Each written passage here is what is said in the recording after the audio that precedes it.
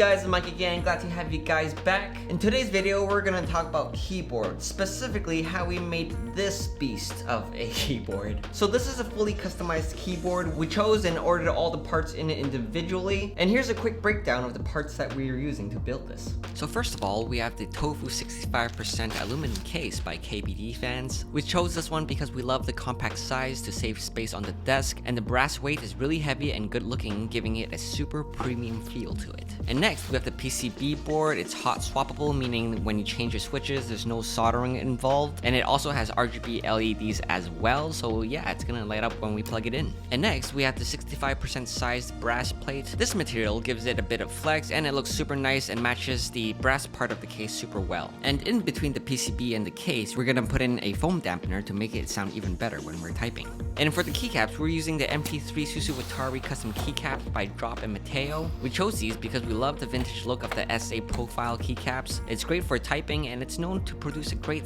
THOCC sound that we'll show you later on when we do the sound test. As for the switches, we are using the Gatoron Black Inks. We think these are the best linear switches that are on the market right now. Out of the box, they are super smooth, and it's definitely going to help us get the sound that we're looking for in our build.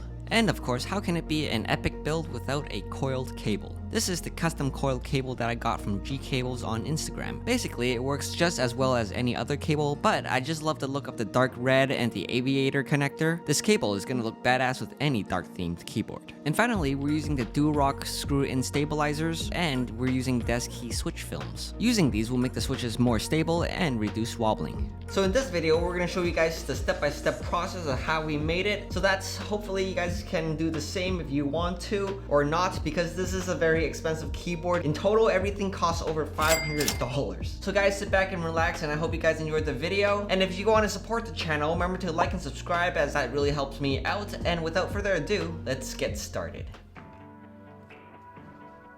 So the first thing we're gonna do is to open up the switches using a switch opener so that we can separate it into its individual components to prepare it for lubing. And for this process, we're going to be using the Krytox 205 lubricant. It's a very good pairing with our Gatoron Black Ink switches because of its thickness. We're going to apply it to the housing, the spring, and the stem to get a smoother travel and deeper acoustic sound. The important thing here to note is to only use a tiny bit and apply an even coat to get the best results. Working with the switches is one of the longest parts in the process, but the end result is quite satisfying.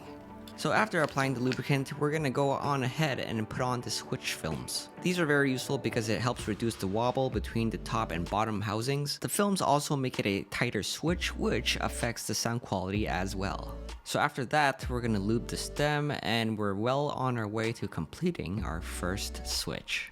Yup, the first switch. So there's 67 switches in total, and for the sake of time, we lube them all beforehand so that we move on to the next step. So these are the THOCC screw-in stabilizers, and yes, we're gonna lube them as well. So there's 4 stabilizers to lube, one for the backwards key, one for the enter and the shift key, and finally the space bar. Again, we're trying to achieve the most satisfying sounds in our keyboard, and lubing the stabilizers will help remove any rattle that goes on between the parts when you press it. And these are also screw-in stabilizers, so it's extra stable when you screw them into the PCB board. And there you have it, another major step completed. And now we can finally add on the brass plate and the switches to test the stabilizers that we just put in. We just want to make sure that they work and that everything sounds right. Okay, so that sounds good enough. It's gonna sound a lot better when it's actually in the case. And now moving on to the fun part, putting in the switches. And here it is, the beautiful heavy case. So first, we're gonna put on the rubber feet so it doesn't slide around when we put the keycaps in. And do you remember that $10 piece of foam? That's where this comes in. So you put it in between to dampen the sounds and screw in the PCB board into the case. And finally, we get to put in the Susu Watari keycaps. This is hands down one of the most satisfying parts because you can see your whole keyboard come together. Now this is the part where we found out we screwed up real bad.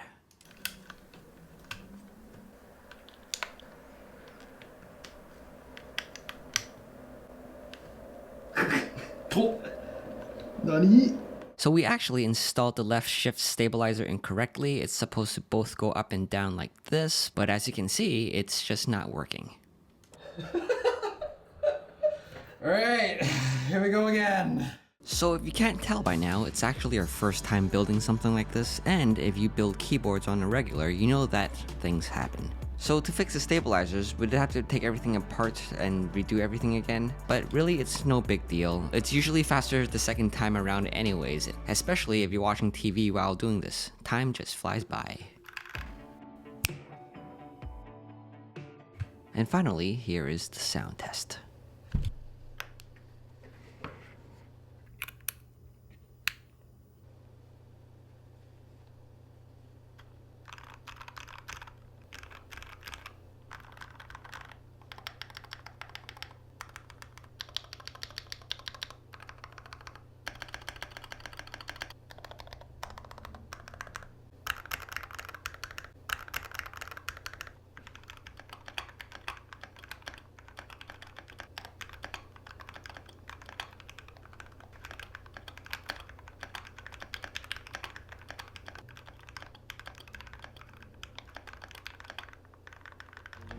Okay, so the spacebar might need a bit more work, but the rest of the keys sounds pretty good. So next we gotta see if the keys actually work, and we're testing it out in a program called VIA, or VIA, however you want to call it. So guys, making a keyboard is actually a very personal thing. Everyone has their own preference in which switches they use to get a certain sound or tactile feeling when they're typing. And customizing keyboards and getting exactly what you want can get really expensive. Like, you think $500 is expensive? This is just like in the beginning of the mid-range. It can get a lot more expensive. So is it really worth spending this much on a keyboard? Well, that really depends on how much you're gonna be using it, your budget, and just your preference. So in this case, my friend Noah really likes this keyboard. He designed everything himself, and this is actually his keyboard, not mine. As a newbie, I won't be comfortable building something like this right away. So for myself, I actually started with these two keyboards right here. So these are actually very affordable mechanical keyboards, and it kind of gave me an idea of what I wanted. But I do have to warn you that it might get you addicted and get you into making your own customized keyboard. Because right now, my favorite keyboard is this one over here.